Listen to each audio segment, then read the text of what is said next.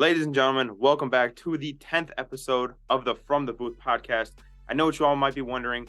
Why are there two incredibly handsome men on my screen as opposed to the one that I normally see? That's because today I have a very, very special guest, my buddy, my friend, my king, in fact, Makana, a.k.a.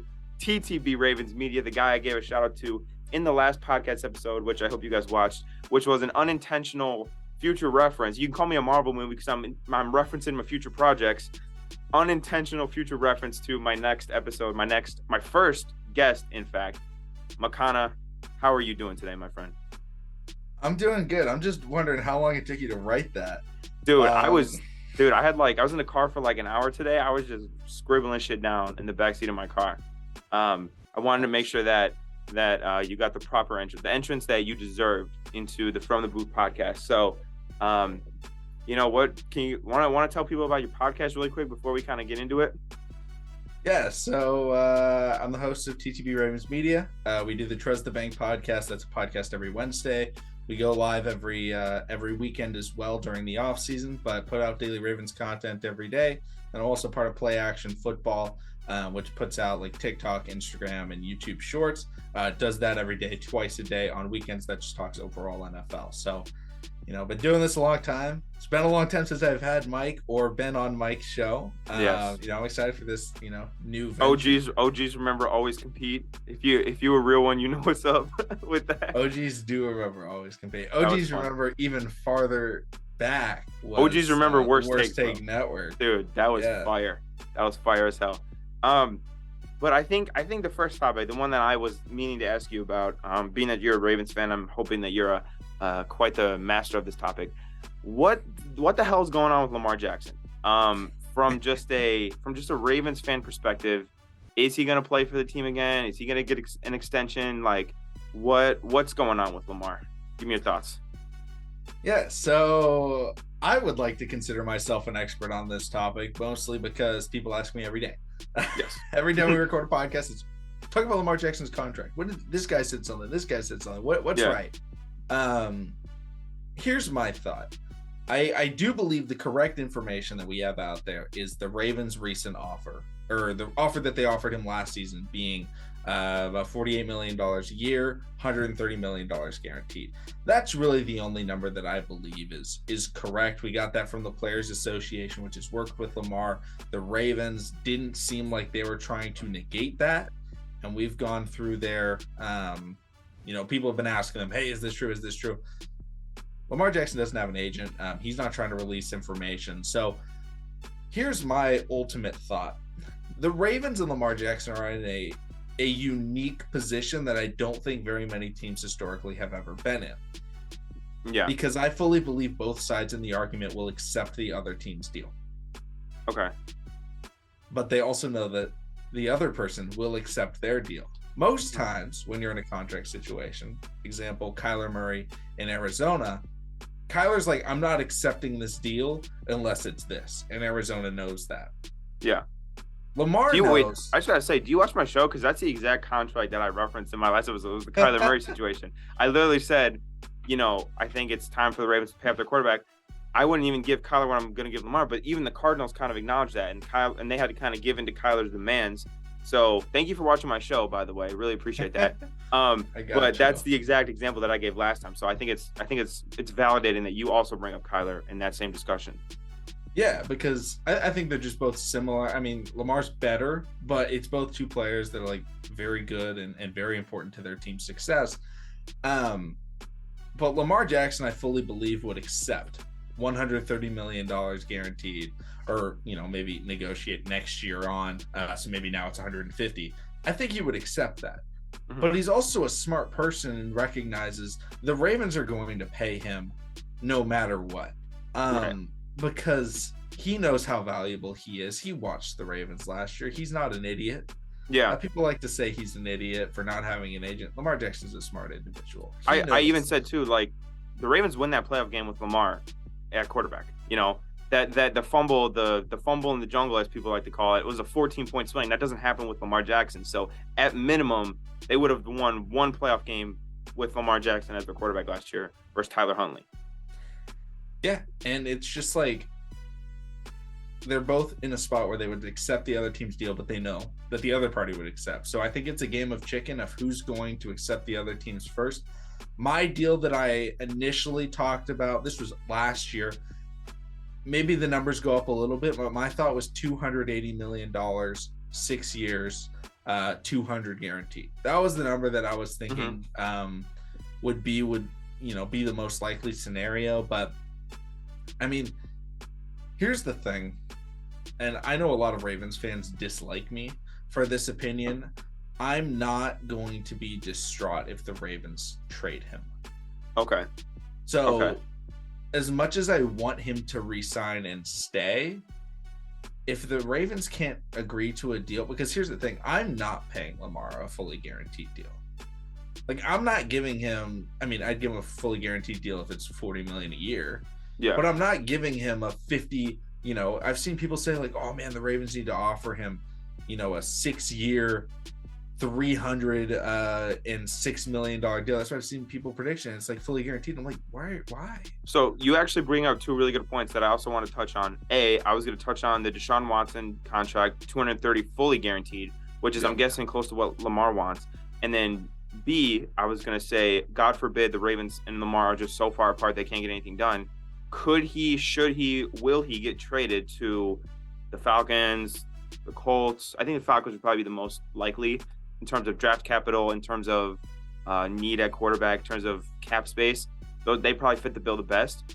But can you touch on those two things for me really quick and give you like your perspective? Yeah, so the Ravens can't really have Lamar Jackson on the franchise tag this year. They have about $28 million in cap space right now. Franchise tag's about 45. If they were going to do it, the best kind of contract rework is you're getting rid of Patrick Quinn, you're getting rid of Devin Duvernay, getting rid of Chuck Clark, getting rid of Gus Edwards, and then you're restructuring Ronnie Stanley, and then you basically have zero cap space, so then you can't really go after any free agent corners or wide receivers, and it would purely be based on the draft. I don't see that working out. I think they're going to have to sign him to a deal if he plays this year. Yeah. So it's like if they trade him, I think the Falcons are a good option. The Falcons are sitting top 10 pick. Mm-hmm. They do want a quarterback. They have cap space. They have the cap. The Colts, I don't think they have the draft capital that would be nearly as valuable because I feel like they're more complete of a team than the Falcons are. Yeah. Where it's like, okay, they're going to be better. Like if they trade Lamar to the Falcons, he may struggle for the first year. They may not be, So you're saying the Colts next year's pick won't be as good as the Falcons next year's pick would be with Lamar? Yeah. Okay. Yeah. Like I can agree with that. Because my thought process, I've talked about this on live stream before, is if the Ravens trade Lamar, don't go after a quarterback this year, unless they're basically getting CJ Stroud. That is the only quarterback that I am taking in the first round to replace Lamar Jackson. And I know we'll talk about quarterback later. But like, if I'm replacing Lamar with this roster and I'm trying to win right now, okay, it's CJ Stroud, I feel like, is the best person to try and win right now, or it's a later round guy like a Hendon Hooker. But I don't think the Ravens want to use, they only have a third round pick. They don't have a 2 on a quarterback. I feel like it would be, okay, sign a free agent for cheap, or honestly, as much as I would hate it, rock back with Tyler Huntley or sign a very cheap guy to try and be a quarterback for a year and Josh Rosen experiment it. Oh, this guy's not it? Okay, well, we have a top 10 pick next year. Yeah. And draft a new quarterback. Draft Caleb Williams. Draft May. Yeah. Draft one of these, The quarterback class next year is really good. Yeah. You got Drake May, the guy from North Carolina. You got Caleb Williams. You got another guy too. I'm forgetting his name, but there's options next year, right? There's really good options. So, okay.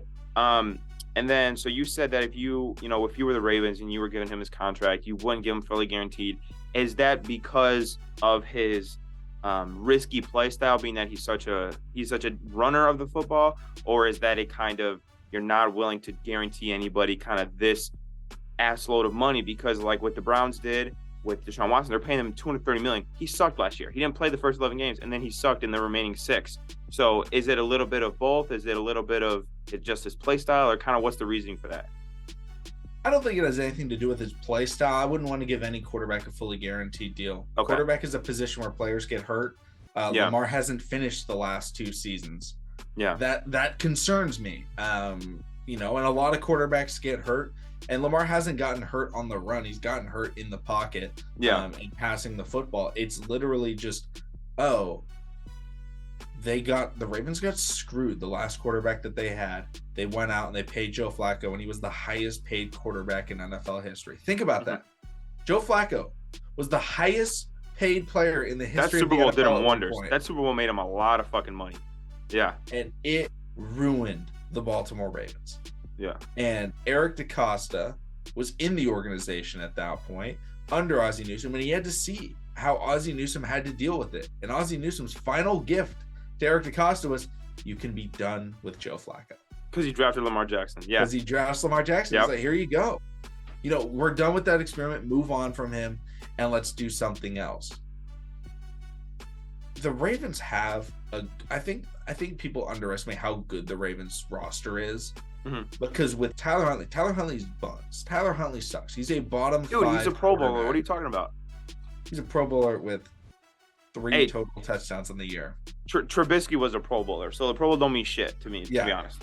Exactly. Dude, Trubisky's like a way better quarterback too than Tyler Trubisky Huntley. was like even significantly better, and he was a Pro Bowler, yeah. And it's like, okay, the Ravens have an incredible, I don't know why people don't recognize how good the Ravens defense is, because I think the best comparison is a team like the 77 Falcons, right? Where it's like you are putting up insane numbers, but your offense is so bad. Yeah. But like the Ravens are going 3 and out half the time on offense, and then the defense is holding teams to 10 points, and then they still lose, or they win by 3. And it's like, they allowed like. Dude, I even saw, and I'm not a huge like PFF guy. PFF graded Kyle Hamilton as the best safety in the league this year. He's a rookie. Like he's a rookie. Marlon Humphrey's great, obviously. Like the Ravens have a really good defense. So I think it's definitely. And O-line. Great defense, great offensive line, very good running back, and elite tight end group. I honestly think the Ravens just need a receiver or 2. That's what they need, in my opinion. If Rashad Bateman is healthy, I think he can be a competent 1. I think he'd be an amazing number 2. You think the Ravens could even take JSN in the first round and bolster him up a little bit? I think they could absolutely go wide receiver in the first round. They're either going wide receiver or corner, in my opinion. Yeah. Corner to replace Marcus Peters. What pick do the Ravens have? They have 17? Technically 23, but it's the 22nd because the Dolphins don't have a pick. Oh yeah. So I think Witherspoon will be off the board by then, but Gonzalez might still be there. My thought is I want Cam Smith. Oh, as a reasonable cornerback. Joey Porter Jr. is my favorite corner in the draft. But I don't think he's available. Yeah, so it's like I want Cam Smith. Yeah. Cam Smith is the guy that I want to target in the first round over wide receiver. Okay.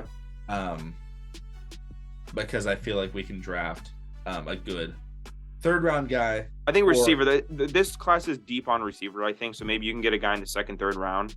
Yeah. I think corner. Yeah, corners are there's pretty big discrepancy between the best and the worst in terms of day 1 starters at corner. So I think that's actually a great transition. Talking about the draft, you probably aren't in the quarterback market, but many teams are. So when you're looking at if you got straight Lamar, you're probably in the quarterback market. But then you would have the capital to go get one of the big dogs. Who are, in your opinion, like the best quarterbacks in this class? Because typically each draft, if it's a good draft, can give us 2 to 3 franchise guys. Sometimes there's 1, sometimes there's none. I'm gonna venture to say that like 2 or 3 of these guys are probably going to be legit like franchise quarterbacks. Who are your favorite quarterbacks in this draft?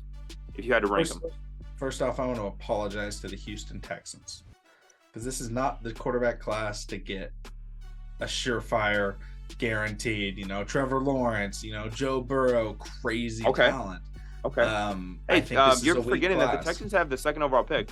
According to every media member, the Bears are going to trade Justin Fields and then take a quarterback 1. So, by the way, what a stupid way to win that game at the end of that season for the Texans. Just absolutely just, I would be so mad. It was strategic. It's a smaller contract to pay the number 2 overall pick than it is the 1. They're saving like $500,000 and getting a worse. Hey, 500K is 500K. that's a lot of money. That's more than I make. That's significantly more than I make. Yeah. All right. So. Yeah, I think there's two guys right now where it's like, okay. Actually, I'm going to say there's one guy. I think there's one guy where I'm like, okay, maybe this guy could be like great. Yeah. And I think that's CJ Stroud. Okay. Obviously, there's potential for other players: Anthony Richardson, Will Levis. Mm-hmm. Can we put a pin? Can we put a pin in Anthony Richardson? Because I want to do like a whole segment. Yeah. Let's put a pin in him later. Yeah. Yeah. Okay. Will Levis? It's like, it's like, could he be really good? Yes, but at the same time, it's like any player in the draft could be really good. Yeah. Any guy that's going to be taken in the first round has the potential to be like an All-Pro, Pro Bowl, perennial Pro Bowler. Yeah. That's what I hate about like the draft is people. It's like, I don't think his potential is high, and then people are like, well, his potential is like Patrick Mahomes. It's like, well, yeah, my potential is Patrick Mahomes. You give me the right coach. That's the position that happens with the most is quarterbacks. Every quarterback ceiling is the best quarterback in the NFL, according to everybody. It's like, dude, come on, like really, So CJ Stroud's your number one guy, which I think I'm not going to necessarily disagree with you. I think that he's going to be great, but I think if you polled people, CJ Stroud would not be a lot of people's number one. It would normally be Bryce Young, maybe Will Levis. If you're really brave, maybe say Anthony Richardson. Or if you're really banking on the physical tools, Anthony Richardson. Why do you like CJ Stroud so much? I think he's got the best, intangibles. I think he's got the best things that you can't work on. He's got really good size. And I feel like he has had a lot of success over at, I'll call it the Ohio State University, throwing to really good wide receivers. And I was thinking Bryce Young and CJ Stroud were really close throughout the season watching them. I didn't watch as much Alabama as you, obviously, but I watched a fair amount of games.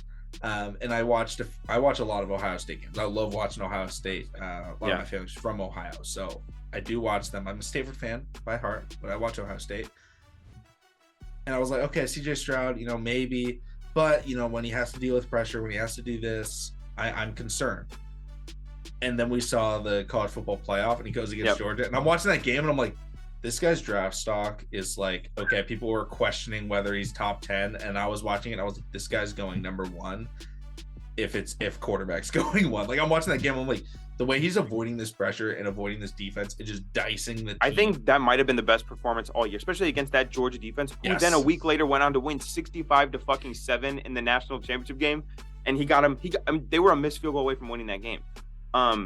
Drove him down the field, ran for first downs, composure, lost Marvin Harrison during that game as well. Like, he didn't have Marvin Harrison for majority of the second half. He was fantastic in that game, and that was one of those where it's just his agent had just the goofiest grin on his face watching that game. If he had an agent, he probably didn't have an agent at that time, but his agent watching the tape back weeks later is now having a grin on his face. But so CJ Stroud's one. Okay, so you like CJ Stroud. Who's your number two guy?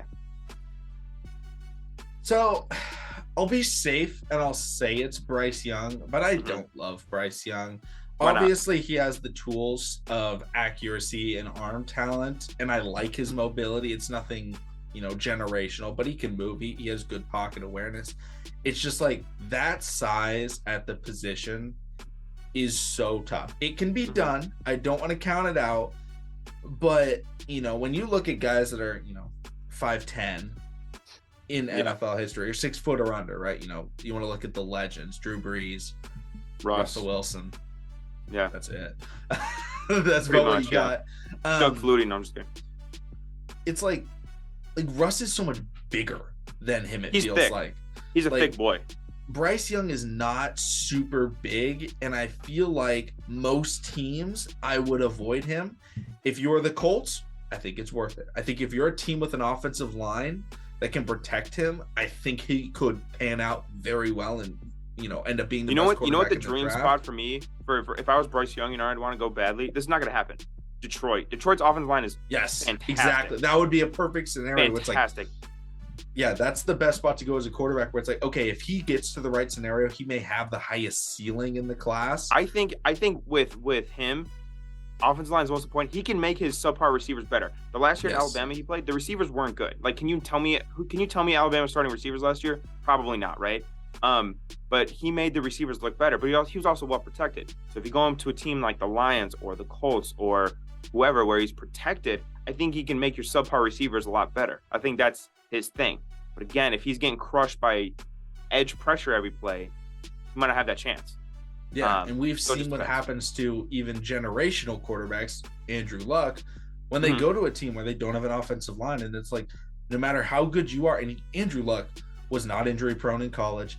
He went to the NFL and he got sacked over and over and over and over again. And Bryce Young, I don't think will be able to hold up. And I think that's exactly what's happened to Kyler Murray. Is Kyler Murray hasn't had an offensive line in Arizona, and Kyler Murray is similar.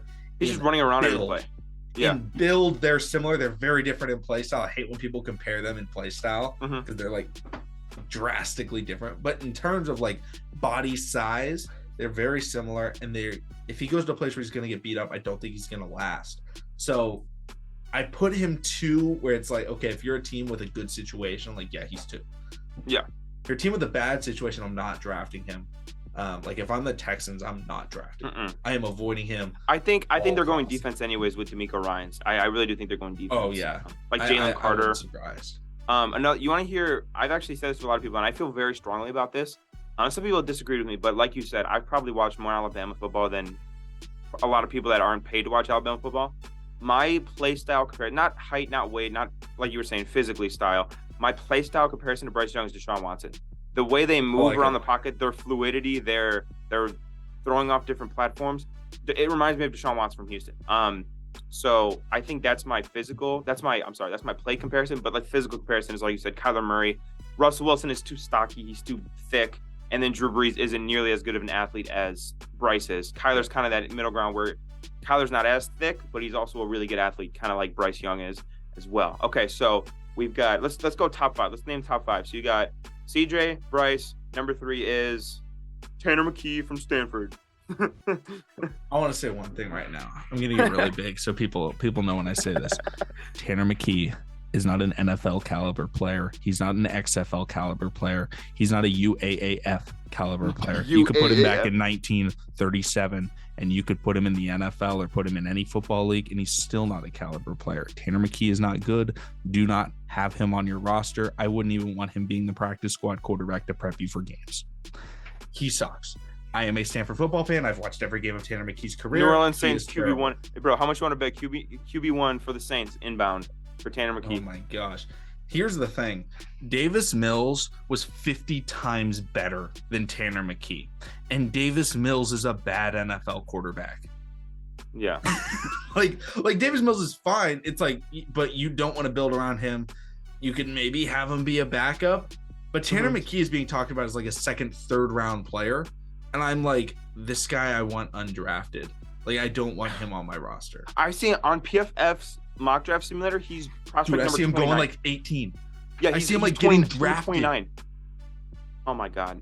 Anyway, fuck Tanner McKee. Let's go to number 3. Who is your actual number 3 quarterback? I feel like I know who it is.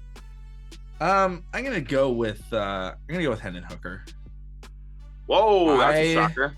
Okay. Yeah, I just like.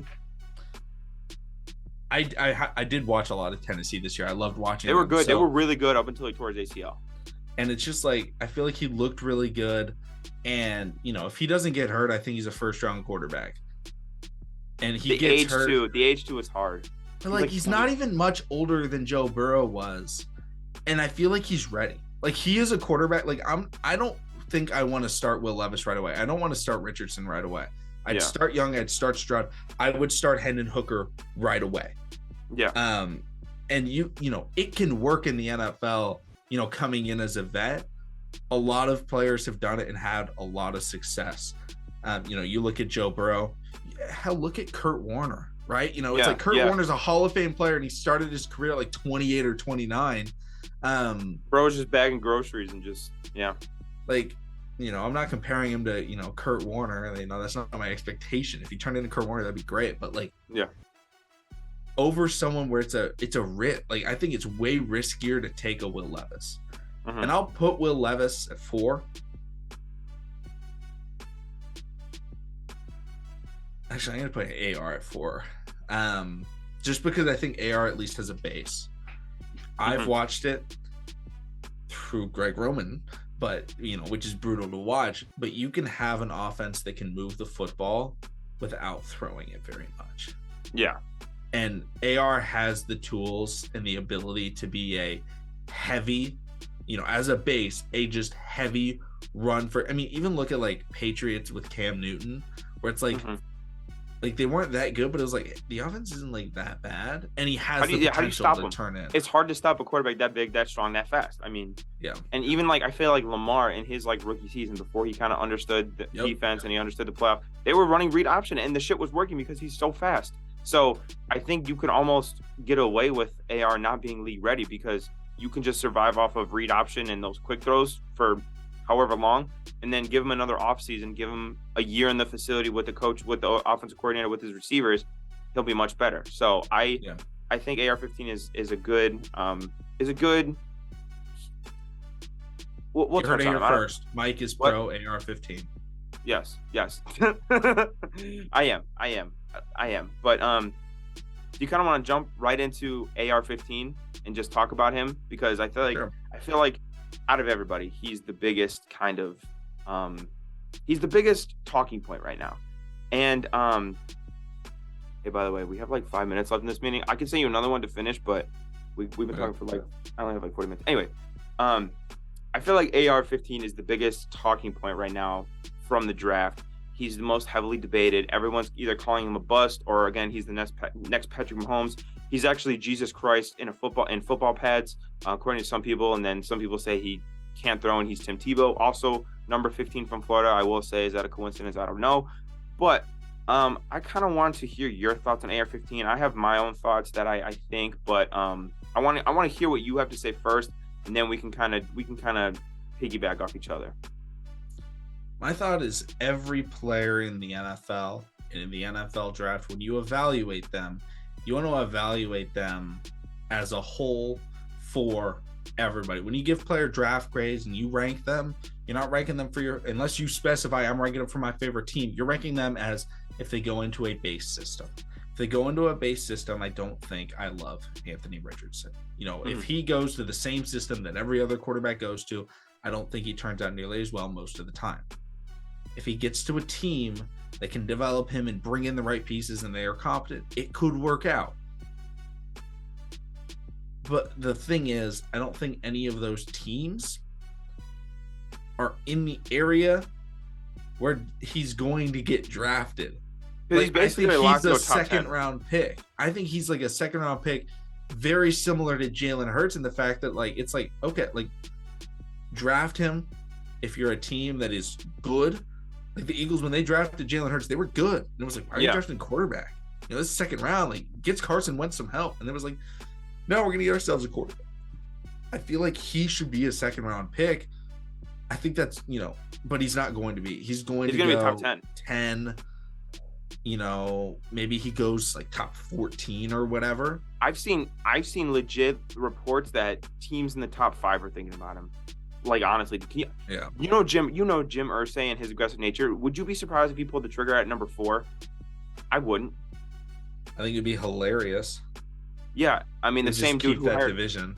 The same dude who hired Jeff Saturday as his coach is going to draft Anthony Richardson 4th overall.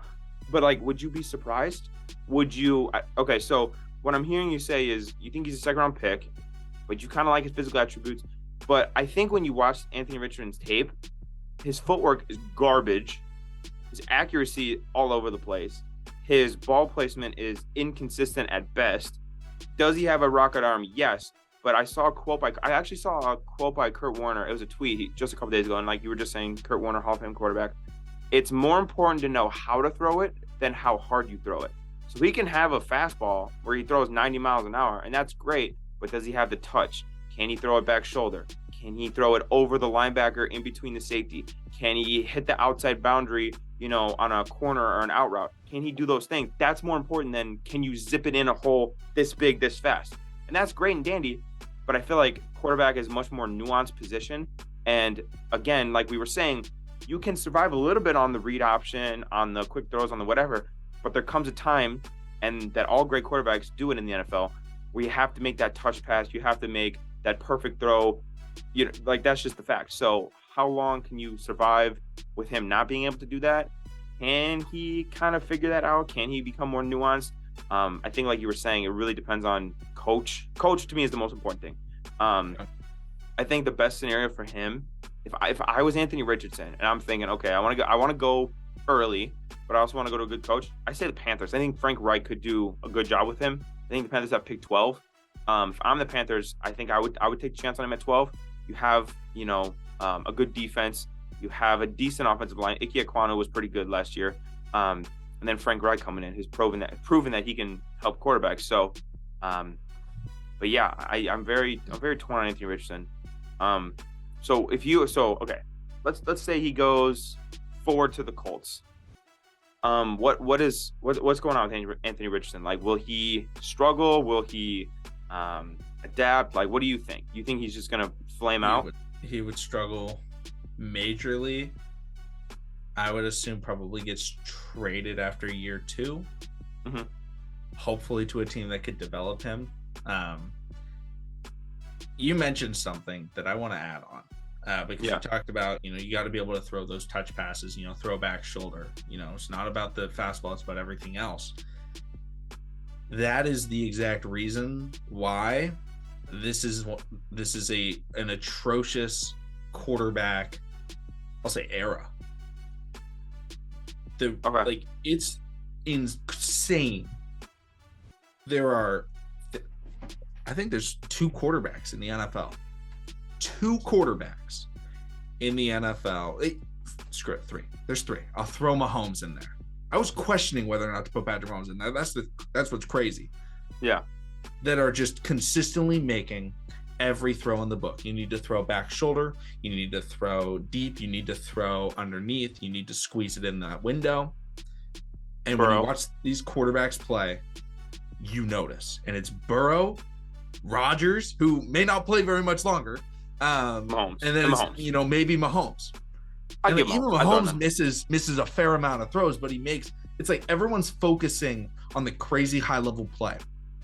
And basically every quarterback in the NFL, a couple times a season, we see those highlights, right? Sam Darnold makes this throw and nobody talks about it, but Mahomes makes it and everybody talks about it. Yeah. The reason for that is because Mahomes also makes those other throws. Everyone focuses Sam Darnold overthrows a slant. Yeah, Sam Darnold will overthrow a slant 5 yards in front of him, but then he'll make a spin around jump ball catch to whoever. Yeah. And it's not just him. Sam Darnold's kind of a trash player. Josh Allen misses throws. Lamar Jackson misses throws. Jalen Hurts misses throws. When you look at the quarterbacks that people consider top 10, they are not that consistent. Can they make extremely high level plays? Yes. I don't want to take that away from them. But at the same time, the reason why they struggle to beat these other teams, the reason why Tom Brady was so dominant, right? The reason why, it was because he didn't lose to bad teams. Mm-hmm. Every time Tom Brady went up against a divisional opponent, because the Jets, his division sucked, or he went up against a bad team, he wasn't losing. Like, he would maybe lose to Peyton Manning. He would maybe lose to Phillip Rivers or Big Ben, right? Elite quarterbacks, but he was not losing to a player that was bad. And Tom Brady's, not the only example. Even look at Big Ben, Phillip Rivers, right? These were quarterbacks where they were able to make work. Was Tom Brady or Phillip Rivers hitting sidearms? Well, Phillip Rivers was, because every throw was sidearm. But, difficult, crazy sidearm, throws across the middle? No, they weren't. But what they were doing was just being consistent and hitting the throws that they needed to make. And that was the focus on quarterback back then. Right? I hate this term. 15. I hate this term because it's used to support a narrative I don't like. But it's almost like we're in the social media quarterback age, where it's just every play's a highlight, every play's the bomb, every play's the insane 360 left-hand throw. All sports. All sports. I want to give an example. It was Austin Rivers with basketball. I know you're not a huge basketball guy, but Austin Rivers has had a 12-year NBA career. Austin Rivers had one of the best high school mixtapes for basketball, like, ever. Yeah. Dude was insane. Got a, whatever, was it Ball His Life back then, whatever it was. And he has a podcast, I can't remember the name, but he talked about how nowadays everybody pays somebody to go to your games and create that mixtape, create that highlight reel. Yep. And so basketball players that are playing in high school, they're no longer making those extra passes. They're rather than scoring, catch, one dribble, put up that shot, knock it down, they're going catch, tween behind the back, trying to get that crazy highlight play, when in reality they're missing out on the fundamental basketball. So that is why when you watch college basketball, when you watch the NBA, why do you think teams are putting up 140 a night? It's because they're not focusing on defense or focusing on these other things. And it's the exact same way in the NFL. It's the exact same way in football, where guys aren't focusing on the exact things that they need, just to be a well-rounded player, because that's typically not what gets you drafted super high. But Joe Burrow, the reason why he went super high was he won the national championship.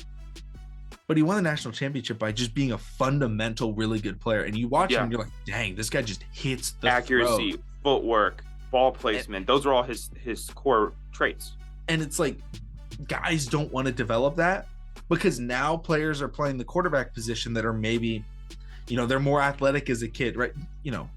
Joe Burrow wasn't coming out at 14 just outrunning everybody. He was like, I gotta make sure I can throw the football. Guys coming out though now, like even like Stroud in high school was probably outrunning everybody. And now Stroud's going to get to the NFL, and it's going to be like, oh yeah, you're not outrunning really anybody. No. And pro quarterbacks back in the day used to talk about it, right? You get to the NFL and it's a step up in speed, and it's so much harder. It's not the case anymore. It's not about speed when you get to the NFL, right? Why do you think Amon-Ra St. Brown came to the NFL and he was better than he was in college? Because in college, everybody's faster because they don't go for the technique. And Amon-Ra was ready. And so he went out there and he was like, I'm going to be a route runner with good hands. I'm going to go over the middle and make plays. Gets to the NFL and he's like, oh, wow. Yeah, those are skills that translate more. Yeah, those are skills that translate directly to the pro game. Yeah, exactly. And in college, it's so much about winning that you can't have really, unless you're at some crazy program, you can't really have that, dialed in. I think that's why people like McKee, is Stanford purely goes for these guys that are, high-end pocket passing game manager recruits. Because Tanner McKee was very highly touted coming out of high school. That's why Stanford wanted him. Because they want somebody that calls the play at the line of scrimmage. They want somebody doing everything. That's why people like Stanford quarterbacks. They're smart, So when I look at this draft class and I look at all of these guys and Anthony Richardson, it's like, it can work. But I promise, if any quarterback is coming into the league and they can hit those passes, I don't care if they're 5'10" like Drew Brees, if you can hit those passes, you are going to be in the NFL. And not a single player in this draft class is coming out as, man, this guy's just hitting every single throw consistently. When in reality, because everyone thinks teams want, oh man, on Sunday Night Football, I watched Lamar drop that elbow, sling it underneath the defender's arm, got that completion on third down. Everyone thinks they want that. No, you want the guy on 2nd and 6 to hit the check down to make it 3rd and 1. Yeah. Every time. If you hit that check down, you're going to win football games. And that's what Joe Burrow does. It's like you watch him, it's like, oh, Joe Burrow, 2nd and 7, back shoulder fade to T. Higgins. Perfectly placed. You want to hear a perfect example of this, McConnell? And I'll bring this up as an Alabama fan and as an avid Tua fan. Yeah. Everybody knows Tua won the national championship on that bomb to Devontae Smith, right? That was on 2nd and 26. You know what Tua did the play before? Spun around 3 times, but didn't throw the ball away, got sacked for negative 16 yards. Everybody remembers the bomb, but how are we in 2nd and 26? Your percentage of converting 2nd and 26 is very fucking small. Yeah. It's very high. So with Tom Brady, maybe it's 2nd and 4, and then they just methodically march on the field and they punch it in instead of not minus 16 yards, bomb down the field, right? So it's about playing good fundamental football, which is something that AR is currently struggling with. Last kind of thing I want to ask you, and this is kind of just a rumor that's been going around. It's kind of, I just want to hear what you have to say. Jalen Ramsey is reportedly going to get dealt this offseason. The Rams are in cap hell. By the way, for all you dweebs out there who says the cap isn't real, oh, teams are going to work around it. No, you have to pay the price. It comes. Good thing they got their Super Bowl. They had their fun, cool, but now they're paying the price. So because it's a cap casualty, the Rams are more than likely going to trade away Jalen Ramsey. How much do you think Jalen Ramsey will get in terms of trade back, and what teams do you think make the most sense for Jalen Ramsey? I don't think it gets much. I'm thinking a team that trades for Jalen. I think he could go for a 3. Okay. He may go for a 2. I think it's more likely that he goes for a 2. I wouldn't trade a 2 for Jalen Ramsey, because of that money, right? Yeah. Because if you're trading for Jalen Ramsey, right, you're trying to win the Super Bowl, and if you're trying to win the Super Bowl, you don't have money because you're already paying your good players. So it's pretty much a team that could trade for Jalen right now is like the Bears. The Bears don't need Jalen Ramsey. They don't want Jalen Ramsey. Team that could they're going to be a young team. They don't want an aging corner. No. The Bills could use him. The Ravens could use him. The Niners could use him. They don't have any fucking money. They can't get him. So like, if they want to get him, it's like, oh, you pay the Rams like 3 firsts to take the cap, and then but it's like that doesn't help the Rams because they can't take the cap. That's why they're trading him. Yeah, I feel like he's not going to go for much because I see a lot of people. Demand. I've seen a lot of people say that he's going to go to the Bengals, and my question is, where the fuck are they going to get the money? They're already going to lose Jesse Bates because of money. They have to pay T. Higgins, and they're probably going to pay Joe Burrow. Where does that leave any money for Jalen Ramsey? And like you were saying, teams like the Bears, the Texans. Okay, yes. Could they make the trade for Jalen Ramsey? Yeah. What the fuck would they do with an aging corner on a young rebuilding roster? That makes no sense. I think the team that makes the most sense is probably the Cowboys. I think the Cowboys have a vacant spot at cornerback 2 outside of Trayvon Diggs. And I think the Cowboys are, like you said, a team that has enough money and think that they can go and win a Super Bowl with Jalen Ramsey. The Cowboys, I think, are overrated every year, and I think most people do. But the Cowboys, I will say one thing about Jerry Jones is he always believes in his team, and he always buys in. You never really have seen the Cowboys rebuilding. It's because Jerry Jones wants to win the Super Bowl every year. So I think the Cowboys are a team that makes a lot of sense. Jerry Jones would be aggressive enough. The Cowboys do have a decent amount of money. They do think they can win the Super Bowl. I would put, if he does get traded, which I think is pretty high likelihood, I'd put my money on the Cowboys, if I'm being honest. I think for me, it's 2 teams. Cowboys, I like that you brought them up. I think the Raiders, they have the money. Yeah, but do you think the Raiders think they're going to win the Super Bowl? Or they're just stupid enough to make Here's a trade? The thing, Raiders fans think that they can win the Super Bowl, even though they're playing in a really tough division. But with the team that just won the Super Bowl, It's like, I feel like the way that they've built their roster, they're just sending it on aging, extremely high contracts. Devontae, Darren Waller, Chandler Jones. Yeah. They may go after Rodgers, right? Oh my God. They're probably gonna go after Rodgers or Derek Carr. Yeah. What do you mean they're not going after Derek Carr? Oh, I'm sorry. I was thinking the Jets. I'm sorry. They're going after vets. I think that's clear, and I think their mentality, Al Davis starting at the top, is just like they suck so bad at getting in young talent and evaluating talent. They want players that are proven. Yeah, and that is why they go after everyone. And they had a generationally awful 3-year stretch of draft where all of the players either sucked, didn't make the final roster, or were just criminals and just got booted from the league for just being criminals. So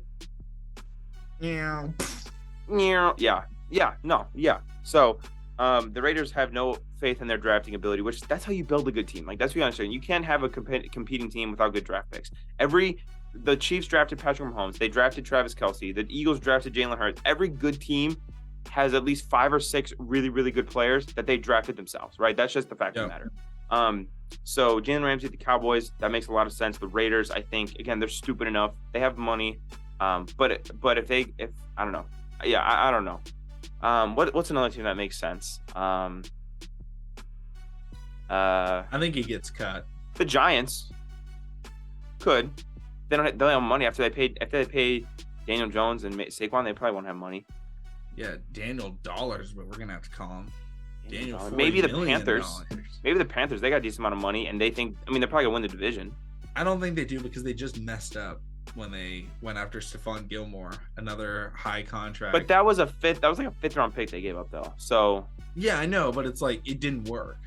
It just happened to him where it didn't work. Here's the thing, Jalen Ramsey, he's not going to go out there and be prime Jalen Ramsey. If he goes out there and he's playing alongside a really good defense, I think, and really good corners, I don't know if the Panthers have the defense, even though I love their defense. And the front seven's really good. The front seven's really good. They're starting JC Horn, very good. Yes. But at the same time, it's like, I don't know if Jalen Ramsey would go out there in that division and just be like, all right, I'm going to lock up Mike Evans twice a year. I'm going to lock up, we'll see, maybe Chris Olave, or maybe it's Michael Thomas if he's there. Mr. soon to be like $500 million in 1 year. Right. Mr. Roll it over. Mr. Layaway, I'll call him that. Mr. Layaway. Or even, go out there and match up against Drake London. Like, that would be brutal. Like, I feel like I would rather just not trade for him and draft somebody else. Like, come on. Like, if we're being honest, like at 12, draft a corner. If you're Witherspoon, yeah. Like, draft, I wouldn't draft Witherspoon. You don't like Witherspoon? I think he's my favorite corner. No, I don't. Maybe I'm biased because I'm from Illinois, but I really like Witherspoon. That's extreme bias right there. He's definitely the most physical corner. I think he's great for the Lions, to be honest. No, I think Witherspoon's a back end first, but I guess. I just want to. If I'm them, I'm drafting Joey Porter. Okay. Now, if I'm a Ravens fan, I don't want to draft Joey Porter because I want Joey Porter. Yeah, I want Joey Porter. Shit, Seahawks. You got 2 first-round picks, bro. Take Joey Porter at like 20. He could be a Seahawk. Future Seattle dynamic duo, Tariq Woolen and Joey Porter. I like that. I like that a lot, actually. But all right, so we've talked Lamar, we've talked about the quarterbacks, we've talked about AR specifically, we've talked about Jalen Ramsey. Kind of wrapping this up, is there any final points that you want to make? Are there any final hot takes that you can cement now for either the draft, for next year, for anything that you want to say really quick? And then we'll kind of outro and get the hell out of here. Yeah, I just want to say that I think a lot of people are going to be extremely disappointed in the quarterbacks of this class, as well as the wide receivers of this class, especially in terms of like year one production. Okay. Like, don't draft, like, this is not a good wide receiver class at all. I don't think anybody's great. I think Quentin Johnston's going to be pretty bad unless he gets to an amazing spot. Mm-hmm. Don't draft wide receiver. Okay. Which sucks because the Ravens need a wide receiver. And okay. I don't think class, except for outside of like Addison. I like Addison, but I don't really love anybody else. Okay. Well, shit. All right, bro. Well, I appreciate you coming on. This is the 10th episode of the From the Booth podcast. Please remember to subscribe and like the video, and let us know of Makana's genius in the comments down below by agreeing with everything that he said throughout this episode. We appreciate you guys listening. Makana, thank you for blessing us with your presence this fine afternoon. And make sure to subscribe to Makana's channel. I'll put a link below. But thanks for coming on, man. All right, have a great rest of your day, all right? Yeah. Everyone make sure to subscribe to the D-Friend Daddy podcast. Oh, wait. No, that's the wrong show. From the Booth. From the Booth. Yeah. All right, see you guys later. Peace.